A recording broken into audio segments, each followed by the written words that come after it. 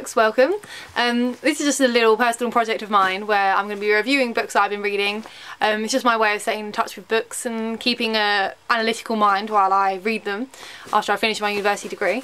So basically, I'm going to start off with the book that I've just finished, which was The Brass Ring by Diane Chamberlain, and it was okay. The thing is, I had actually recently read, well last year I read The Midwife's Confession, which was just so much better. It was incredible. I couldn't put it down. My mum is currently reading it now, which explains the paper inside it.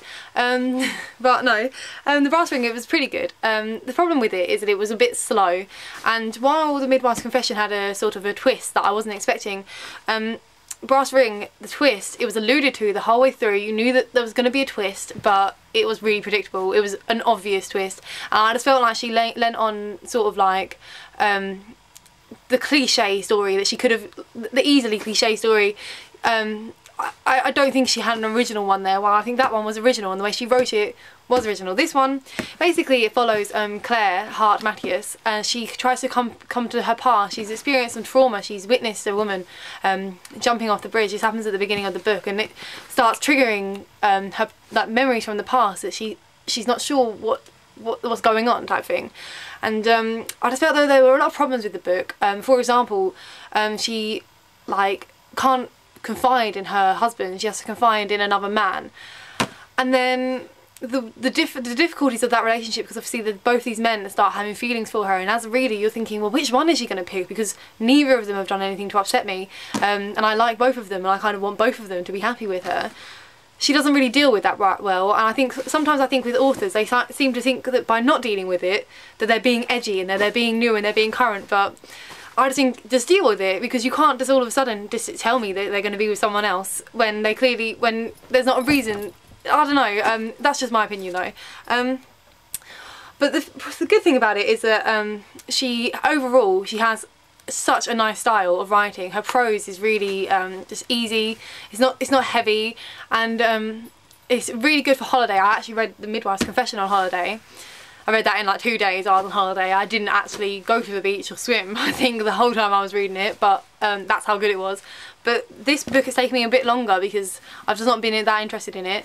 It's taken me about a week, and I think like I mean, it is quite a meaty, delicious book, but it's just because I just wasn't that interested that I just wasn't really picking it up. I kind of could just, it was only until I would say the last 100 pages, and it's a 500-page book, it was until the last 100 pages that things started to add up, be discussed, but I just felt like what she was saying, it wasn't exciting enough, in my opinion. There wasn't really a twist. I mean, she says on the front, you think you had the perfect childhood, you think you had the perfect life, but are you ready to face the devastating truth? I don't think that she really lived up to what that kind of statement suggests. But on a positive note, the positive things about it are that she deals with some really kind of interesting issues. I've never really read a book that kind of deals with the idea of the man that you love being in a wheelchair and how that affects you as the woman that you are.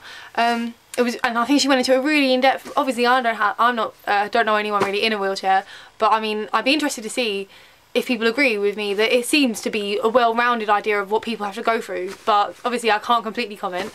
But she also kind of deals with like child molestation issues, but I don't think that she put like any kind of new spin on it. Like not that you can put a new spin on it, but as in I don't think she really did anything more with it than to make it a necessary real part of the story. I just felt like she used it to just be like, that's traumatic. She didn't really kind of come up with her own trauma. She just was like, that is scary, that is bad. I don't know. But another good thing though about her book is that I love her use of just chapters. I mean, I'm currently reading my new book, doesn't have any chapters, kind of missing it. But this one, it has normal length chapters. I get annoyed by books that have like chapters that are 1 or 2 pages long, because I'm reading in bed at night and I'm like, oh, I'll just read one more chapter, oh, I'll just read one more chapter, and I'm awake for half an hour longer than I intended to be. This one you can just get to the end of your chapter. You felt like, oh yeah, I've read 10 pages now, that's a chapter, put it down. And also in both Midwife's Confession and The Brass Ring, she will follow one character, and then the next chapter she'll follow another character, and it's really, really good, because as you're reading one chapter, you're itching to get to the next chapter, which will be after the chapter that's going to follow, but by the time you read the chapter that's going to follow, you're itching to get past the next chapter so you can get to the chapter after it, so that you can follow like the two stories wavelengths. And plus I love it when stories kind of meet like that, you know, they're going two different places, but they just meet in the middle. Not though that I felt that it did meet in the middle with an explosion. In fact, when the two stories kind of culminated together, I kind of just felt, okay, you could have done something a bit better. It was all just a bit, the issues that she'd been building and she'd been raising, because it's two sisters that need to, and the issues that she raises, they just seem to disappear. It just seems like, oh yeah, that's fine, okay, we're sisters now. And I just think, I don't know, it's obviously up to personal opinion, but that's just mine. If I was to like rank, I would probably give it like 3 out of 5. But this one I would give a nice high 4 out of 5, because The Midwife's Confession is so good.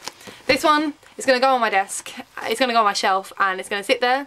I'm not going to read it again, and I probably won't recommend it to anyone, but I do recommend Diane Chamberlain to others, and I will read another Diane Chamberlain so I can get the best of 3. But basically that was my first review, and I hope that you liked it, and you can put up with my annoying voice and my crazy hand movements and just me generally being a freak. But now I just sound like one of those annoying people on YouTube. However, I will hopefully be posting one soon, and another one soon, but I may be doing quite a few today because I need to just backdate on all the books that I've read. But I hope you like it.